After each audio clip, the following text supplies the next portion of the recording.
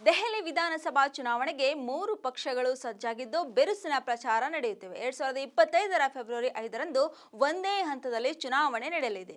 ಆಡಳಿತಾರೂಢ ಆಮ್ ಆದ್ಮಿ ಪಕ್ಷ, ಭಾರತೀಯ ಜನತಾ ಪಕ್ಷ ಮತ್ತು ಕಾಂಗ್ರೆಸ್ ನಡುವೆ ತ್ರಿಕೋನ ಸ್ಪರ್ಧೆ ಏರ್ಪಟ್ಟಿದ್ದು, ಕಳೆದ 2 ಬಾರಿ ರಾಷ್ಟ್ರ ರಾಜಧಾನಿಯಲ್ಲಿ ಭರ್ಜರಿ ಗೆಲುವು ಸಾಧಿಸಿರುವ ಎಎಪಿ 3ನೇ ಬಾರಿ ಅಧಿಕಾರಕ್ಕೇರುವ ಕನಸು ಕಾಣುತ್ತಿದೆ. 27 ವರ್ಷಗಳ ಬಳಿಕ ದೆಹಲಿಯಲ್ಲಿ ಅಧಿಕಾರಕ್ಕೆ ಬರಲು ಬಿಜೆಪಿ ಎಲ್ಲಾ ಪ್ರಯತ್ನಗಳನ್ನು ಮಾಡುತ್ತಿದ್ದು, 2013ರಲ್ಲಿ ಎಎಪಿ ಅಧಿಕಾರಕ್ಕೆ ಬರುವ ಮುನ್ನ ಸತತವಾಗಿ 15 ವರ್ಷ ಆಡಳಿತ ನಡೆಸಿದ್ದ ಕಾಂಗ್ರೆಸ್ ಮತ್ತೊಮ್ಮೆ ಅಧಿಕಾರಕ್ಕೆ ಬರಲು ಶತ ಪ್ರಯತ್ನ ನಡೆಸುತ್ತಿದೆ.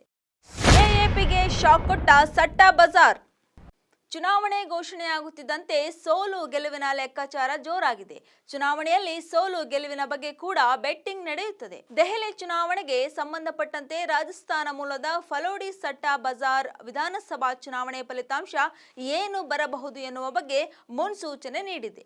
ಫಲೋಡಿ ಸಟ್ಟಾ ಬಜಾರ್ ನ್ಯಾಯಯುತವಾಗಿದ್ದಲ್ಲದೆ ಇದ್ದರೂ ಚುನಾವಣಾ ಫಲಿತಾಂಶಗಳ ಬಗ್ಗೆ ನಿಖರ ಮುನ್ಸೂಚನೆ ನೀಡುವಲ್ಲಿ ಹೆಸರಾಗಿದೆ. ಜೋಧ್ಪುರದಿಂದ 142 ಕಿಲೋಮೀಟರ್ ದೂರದಲ್ಲಿರುವ ಥಾರ್ ಮರುಭೂಮಿಯ ಬಫರ್ ವಲಯದಲ್ಲಿರುವ ಫಲೋಡಿ ಸಟ್ಟಾ ಬಜಾರ್ ಯಾವುದೇ ಚುನಾವಣೆಗಳಾದರೂ ಅದರ ಬಗ್ಗೆ ಸೋಲು ಗೆಲುವಿನ ಅಂಕಿ ಅಂಶಗಳನ್ನು ನೀಡುತ್ತದೆ.